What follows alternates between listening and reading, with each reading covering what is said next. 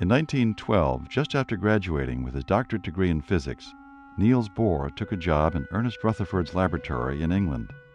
A year earlier, Rutherford had introduced an amazing new theory about atoms.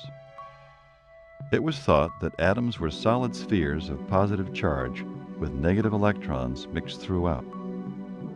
But according to Rutherford's model, atoms look more like tiny planetary systems, with most of the mass focused in the positively charged nucleus of the atom and the negatively charged electrons rotating around the nucleus, like the Earth around the Sun. Rutherford's new model was a scientific breakthrough, but almost immediately he found a hole in his theory. See, the problem was that if you've got a nucleus with a positive charge and electrons in orbit about it, then we know that the electron should very rapidly orbit into the nucleus. It should do it in a fraction of a second. And that's a very secure prediction of classical physics. And that's catastrophic. What it's telling you is that atoms cannot exist. It means that you and I would not exist. The atoms would have no way of supporting themselves with the large volumes that they have. Rutherford was ready to give up on his atomic model, but Niels Bohr saw a way to save the theory. He was so excited, he canceled his honeymoon. He had to delay his wedding, cancel the honeymoon, and his poor fiancée, instead of going on a luxurious honeymoon, had to take dictation as her husband dictated one of the greatest masterpieces in physics because he himself could not get himself to write down the paper.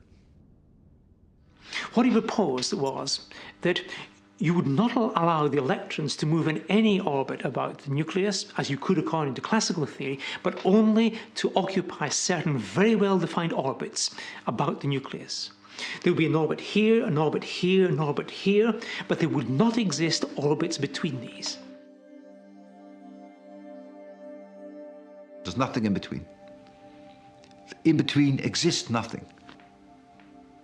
And that's very non-Newtonian. If you take the Earth and you could move the Earth a little bit closer to the Sun, no problem. It would have a different orbit, would be stable, would have a different time to go around the Sun, no problem.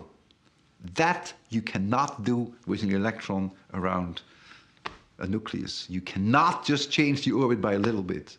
You have to change it by, so to speak, a lot. Bohr's idea that electrons can only have fixed orbits drew inspiration from other new theories that light and energy are waves made up of discrete energy packets, or quanta, now called photons. But most physicists disapproved of Bohr's theory, but applied this quantum idea to matter.